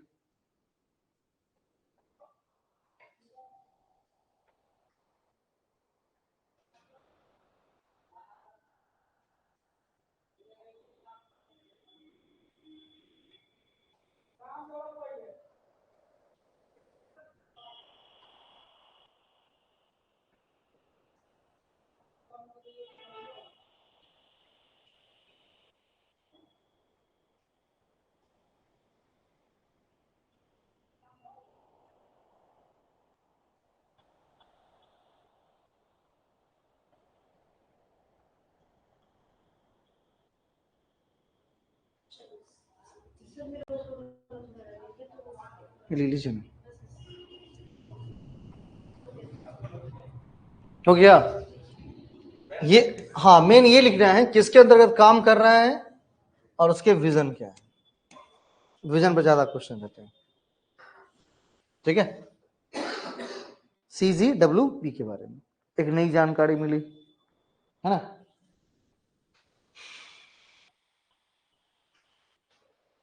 इसमें वैकेंसी है कि नहीं देखते हैं गुरु, तो जब आप आएंगे तो वैकेंसी देख लेते हैं। गंगा मतलब गंगा को साफ करने का जो भारत सरकार का प्लान है, नमामि गंगे प्रोजेक्ट। कौन सा? नमामि गंगे। नमामि गंगे प्रोजेक्ट का नाम है भारत का। बहुत बड़ा प्रोजेक्ट है जल शक्ति मंत्रालय का, लाखों करोड़ों का बजट। नमामि गंगे, नमामि समीसम, इसी पर है नमामि गंगे, ठीक है ना। नमामि गंगे प्रोग्राम, इसको भी हेडिंग बनाइएगा, नमामि गंगे प्रोग्राम। कब शुरू हुआ था? सितंबर 2020। कितना बजट है पता है? 20,000 करोड़ सिर्फ गंगा को साफ करने के लिए नमामि गंगे लाया गया। जल शक्ति का सबसे बड़ा प्रोजेक्ट है ये, Namami Gange programme.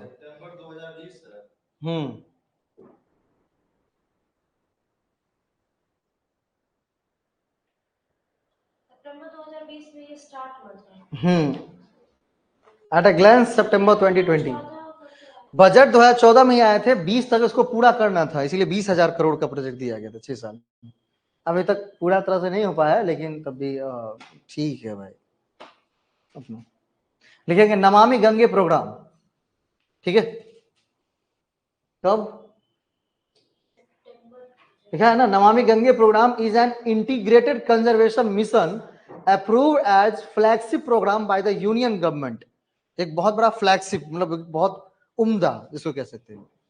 In June 2014, with the budget outlay of rupees 20,000 crore to accomplish the twin objective, दो ऑब्जेक्टिव थे वहां पर, of effective abatement of pollution, conservation and preservation of national river Ganga. Ganga के पानी को साफ करना है, उसको प्रदूषण मुक्त करना है, और उसके लिए अस्थायी निदान निकालना है। ये नहीं कि आज साफ कर दिया 6 साल फिर 6 साल गंदा करना है। अस्थायी निदान निकाल करके देना है नमामि गंगे प्रोजेक्ट पर, ठीक है। इसमें एक लिख लीजिए, नमामि गंगे प्रोजेक्ट के main pillars of Namami Gange. Main pillars, ये यूनिट नंबर 9 पढ़ रहे हैं आप, ये यूनिट नंबर 9 का है, नमामि गंगे प्रोग्राम का main pillar.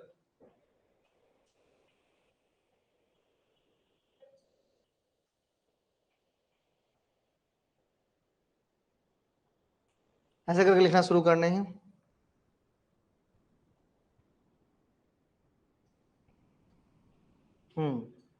Sewage treatment infrastructure.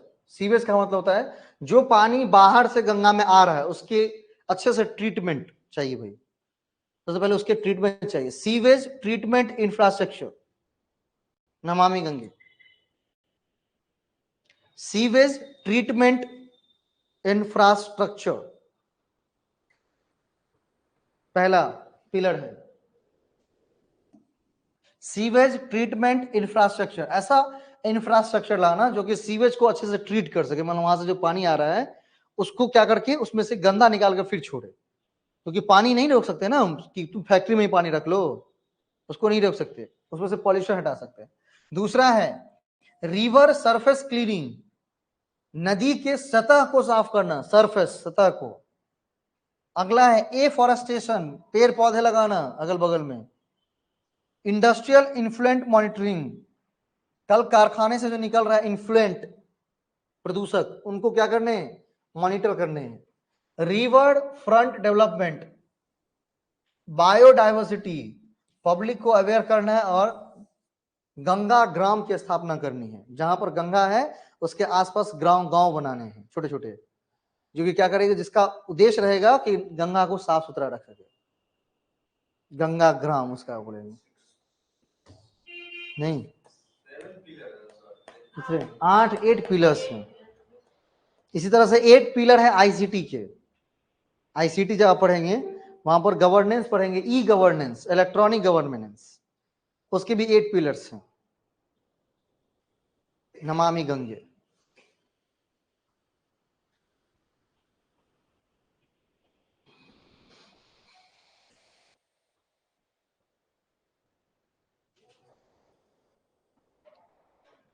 ठीक है, इसका नाम जरूर याद रखना है, main pillars of Namami Gange. Sewage treatment infrastructure, river surface cleaning, afforestation, industrial influent monitoring, river front development, biodiversity. Biodiversity का मतलब उस पानी में जो जल जीव रह रहे हैं उसके लिए उचित वातावरण तैयार करना। पहले गंगा में पाया जाता था वेल मछली से पाया जाता, अब है ही नहीं, है ना। पब्लिक अवेयरनेस, पब्लिक को अवेयर करना उसके बारे में, जगह जगह जाकर के नुक्कड़ बना करके लोगों को बताना कि गंगा क्या है। अगला है गंगा ग्राम, गंगा के आसपास गांव बनाने हैं, जिसका मेन उद्देश्य रहेगा कि गंगा में कोई इन्फ्लुएंट चीजें ना आए, उसको सुरक्षित रखने। पहले नदी साफ इसलिए रहती थी कि उसके आसपास कौन रहते थे, लोग रहते थे। अभी नदी गंदा इसलिए है क्योंकि उसके आसपास क्या है, लोग हैं। दोनों में तभी है। पहले नदी इसलिए साफ रहती थी कि उसके आसपास लोग रहते थे, नहीं, और अभी भी इसलिए गंदी है कि उसके पास में लोग हैं, बस उसकी एक्टिविटी बदल गई लोगों की। नहीं, लोग पहले ध्यान रखते थे कि गंगा नदी क्या है, हमारी माता है, इसको क्या करना है, इसमें गंदगी नहीं फैलानी।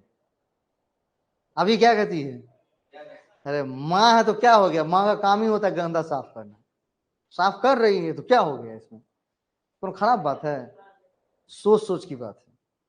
नहीं, हमारी पहली सभ्यता सिंधु नदी सभ्यता, नदी के नाम पर ही है ना, सिंधु नदी। हाँ, चलिए, ये था आईसीटी का आपका मूड। 2 CGWB और कौन सा, नमामि गंगे, है ना। अब इसको किस कॉपी में लिखे, तो हमने कहा कि एक ऐसी कॉपी बनाई जहां पर क्या करते हो, डे बाय डे आप कुछ काम कर रहे हैं, पेपर 1 में कुछ भी सीख रहे हैं तो वहां पर लिखते जाइए डे बाय डे। अब मान लीजिए कि पेज छोटा, मतलब कुछ ही सीखा, अब कोई एक लाइन भी सीख सकता है ना, CGWP, इतना क्लिक करके छोड़ दिया कि चल मास्टर कहा है तो इतना लिख लेते हैं, पेज बच जाएगा। तो पेज बच जाएगा तो कोई बात नहीं, उसके नीचे क्या करने हैं, नीचे 2-3 लाइन में आकर के फिर से नया डेट लेकर लिखनी है। डे बाय डे हमने क्या सीखा पेपर 1 में, जैसे एक पैसेज पढ़ा था इतनी जानकारी ली, नमामि गंगे का जानकारी लिया, फिर उसके बाद CGWB के बारे में पढ़ा कि उसका क्या विजन है, किसके अंतर्गत काम कर रही है संस्था। भारत में भी इस प्रकार की संस्था है जो कि ग्राउंड वाटर पे क्या कर रही है, काम कर रही हैं, है ना। चलिए, उसके बाद फिर नेक्स्ट पैसेज है आपका, क्या है नेक्स्ट पैसेज। नेक्स्ट पैसेज की बात करेंगे तो ये है वायलेंस के बारे में। किसके बारे में, वायलेंस के बारे में। वायलेंस का मतलब क्या होता है, अहिंसा, नहीं, महिलाओं के विरुद्ध हिंसा, अहिंसा नहीं हिंसा। नन वायलेंस का मतलब होता है ना अहिंसा, यहाँ वायलेंस है। महिलाओं के विरुद्ध हिंसा अनेक रूपों में तथा अनेक स्रोतों से होती रहती है, और महिला जो हिंसा करती है वो महिला हिंसा नहीं करती हो, महिला के विरुद्ध हिंसा ना, और महिला जो हिंसा करे उसके लिए क्या हो जाएगा। महिलाओं के विरुद्ध हिंसा की जो घटना है उनके जन्म संबंधी परिवार अथवा उनके रिश्तेदार, विशेषकर माता पिता, भाई बहन, नजदीकी रिश्तेदारों द्वारा घटती है, उनको उजागर नहीं किया जाता, नहीं। बाबा छठियार के भोज करबे, मारबो अब तो मार पोती भेल है ना, छठियार के भोज करबे, भाग सर। ये क्या है? वही घटना है नहीं? नहीं, एगो बेटा एगो बेटी है, तो क्या कर रहा है? बेटा को कहाँ पढ़ा रहा है? बेटा को कहाँ पढ़ा रहा है? इंग्लिश स्कूल में या कोटा पढ़ा रहा है। बेटी कहाँ पर? यहाँ पर बर्तन मांज करके 8 से पढ़ रही है। तो बताइए उसका साइकोलॉजी खराब होगा कि नहीं होगा? पढ़ाना है दोनों को, पढ़ाए नहीं पढ़ाना है मत पढ़ाइए, दोनों को मत पढ़ाइए, दोनों को बजनौट बनाए मूर्ख। दोनों बन जाएगा, एक वो बन जाएगा गुंडा, एक बन जाएगा गुंडी, दोनों मिल के लूटेगा फिर लोगों को, है ना? अगर वो सरकारी स्कूल जा रहा है तो वो भी जाइए सरकारी स्कूल, ठीक है? क्यों? कहने के लिए जी सर नहीं, अप्लाई करना पड़ेगा मेरे जीवन में, उसके अप्लाई करना पड़ेगा मेरे जीवन में, क्योंकि हमसे जो पढ़ लिया है, अगर वो ऐसा कर रहा है, सुन गए, तो पहले जाकर उसको क्या करेंगे?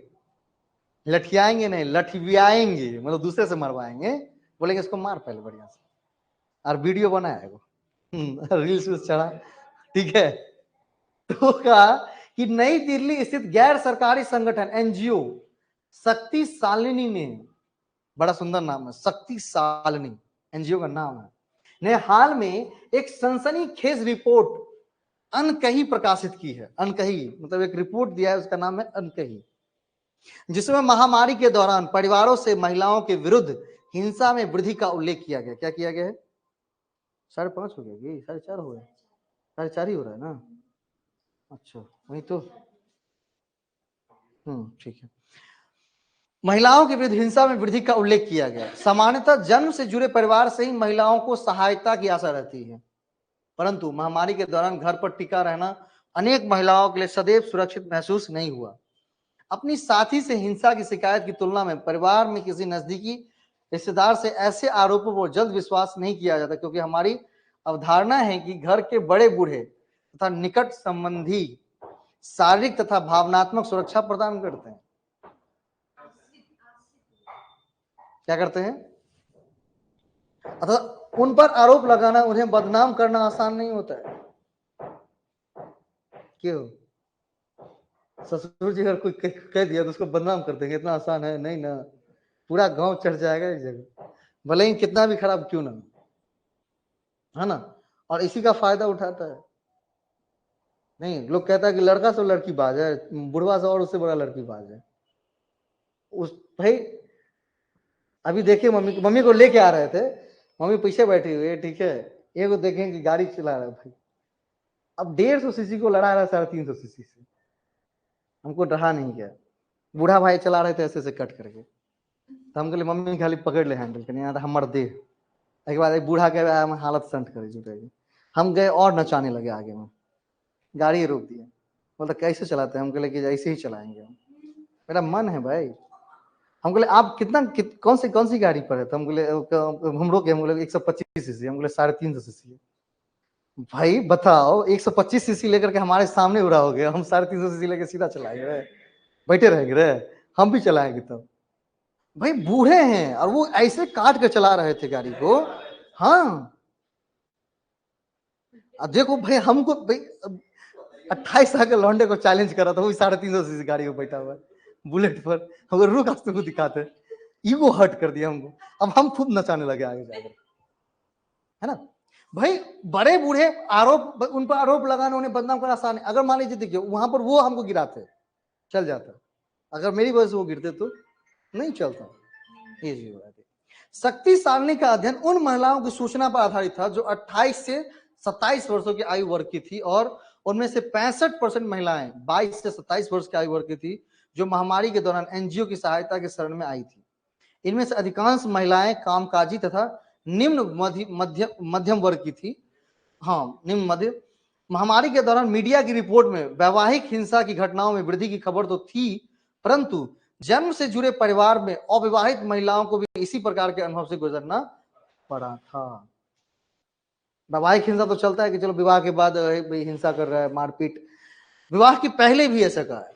शक्ति सालनी की मानद सचिव ने कहा कि जन्म से जुड़े परिवार से हिंसा की घटनाएं समाज में संरचनात्मक विधि से पैठ बना चुकी हैं, अतः उसके लिए एक संरचनात्मक दृष्टिकोण की आवश्यकता है।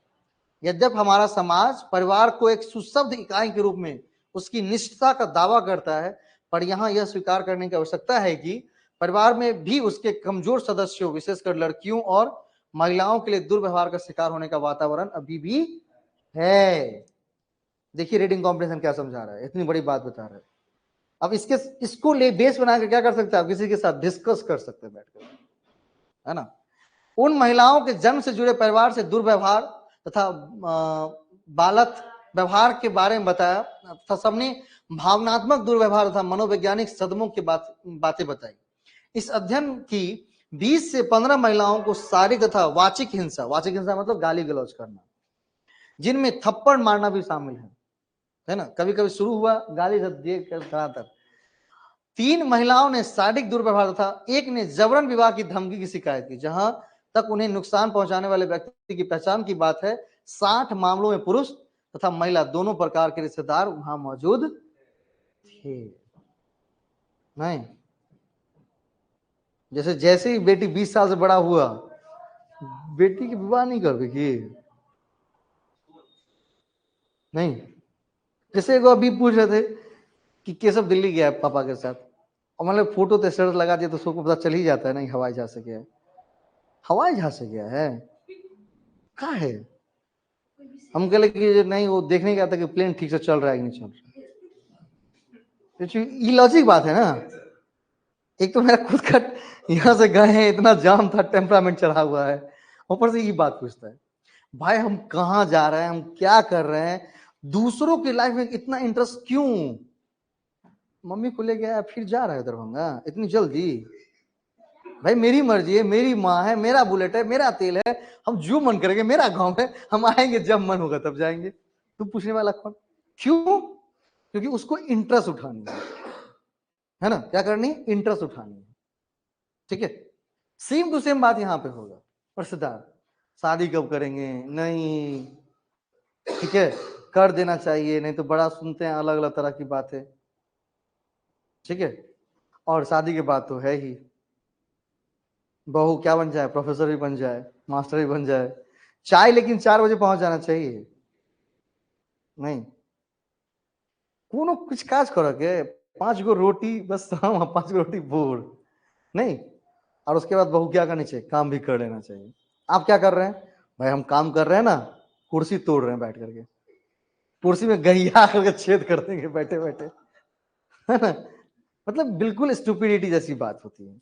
उसी पर ये एक रिपोर्ट एनजीओ क्या था, उसी से क्या कर दिया इसने, रीडिंग कॉम्प्रिहेंशन बना दिया। ठीक है, हाँ चलिए अब क्वेश्चंस करते हैं। इन द पैसेज क्या थे, जन्म से जुड़े परिवार, नटल किन का मतलब होता है जन्म से जुड़े रिश्तेदार, का अर्थ होता है नटल किन का अर्थ क्या होता है? अजनबी से होता है, अजनबी से होता है, माता पिता से होता है।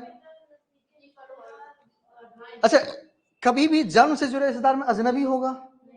ये तो नहीं होगा, तो ये ऑप्शन कहां पर है? यहां पर है और वहां पर है, हट गया।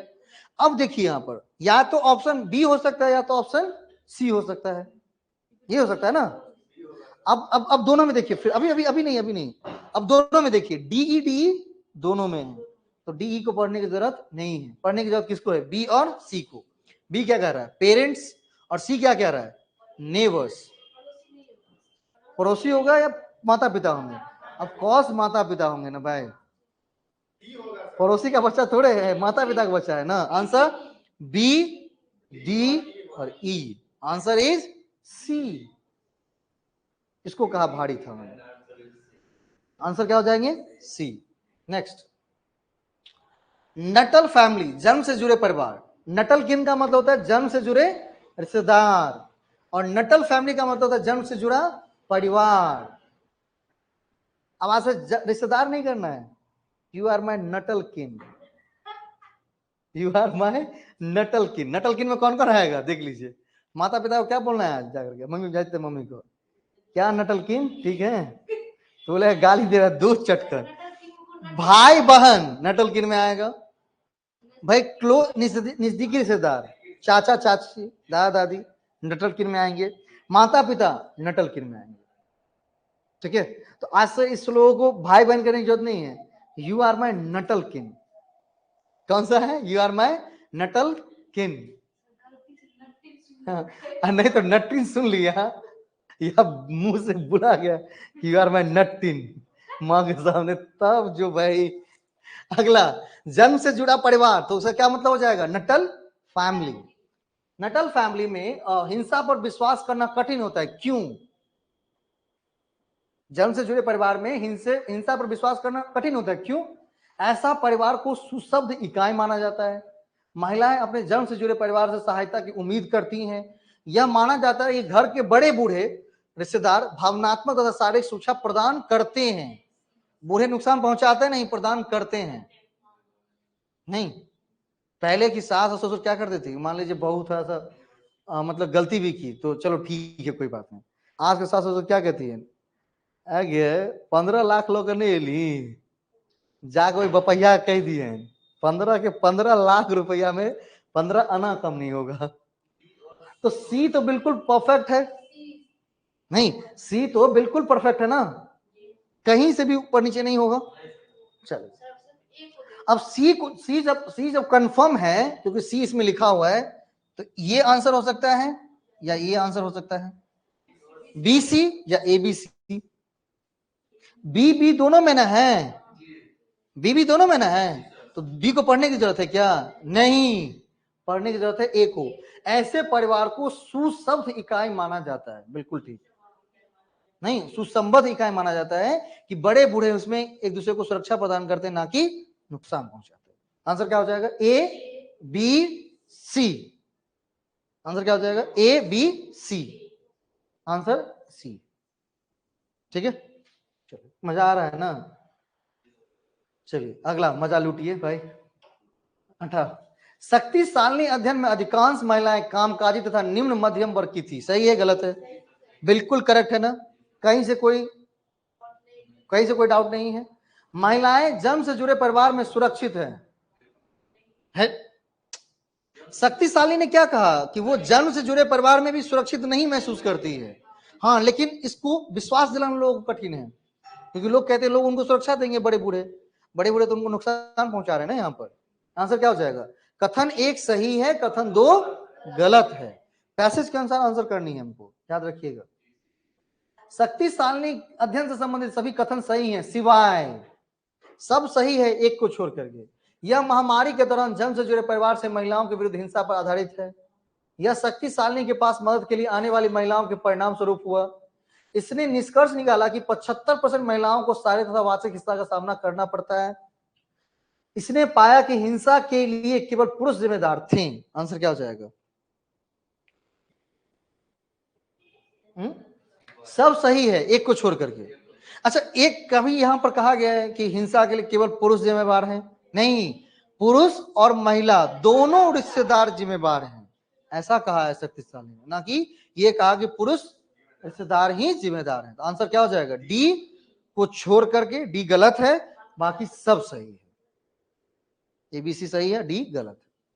चलिए, शक्तिशाली क्या है? एनजीओ है, ट्रस्ट है, शोध संस्था है, क्या है?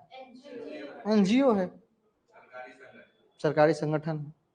हो गया आंसर कंप्लीट। बड़े सुंदर पैसेज दिए गए हैं भाई, है ना? 2 हमने करवा दिए हैं, 16 बाकी हैं। कितने टोटल इसमें? 18 पैसेज हैं, 2 हमने करवा दिए हैं, कितने बाकी हैं? 16। आज क्या डेट है? आज क्या डेट है भाई? 11। होली कब है? कब है होली? उस दिन धुआं धुआं कर देंगे, 25-26 को ना। तो 2 करवा दिया, बचे कितने? 16। 10 में 16 को जोड़ेंगे कितने हो जाएंगे? 26।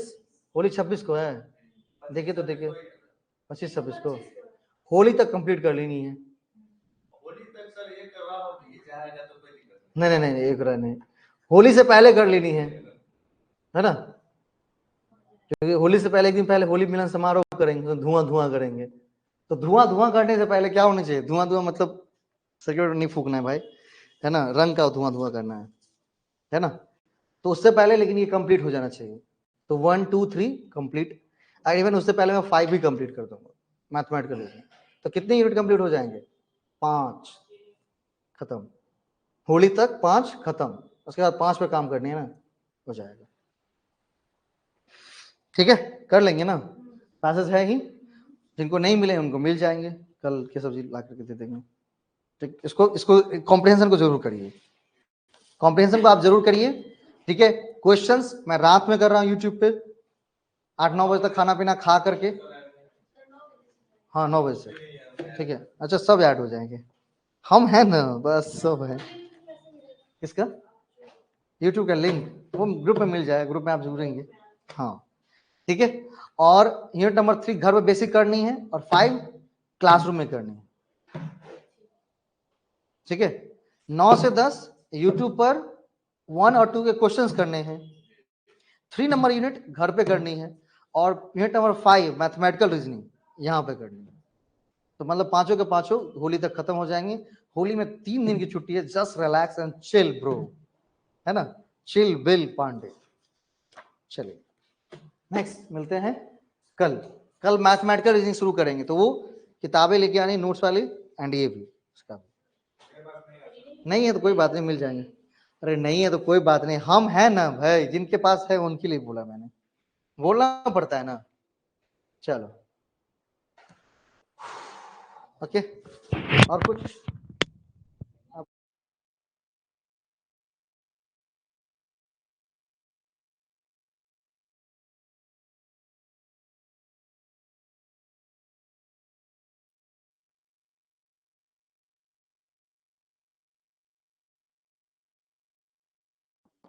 आप मुझसे करिएगा कि नहीं करिएगा, शुरू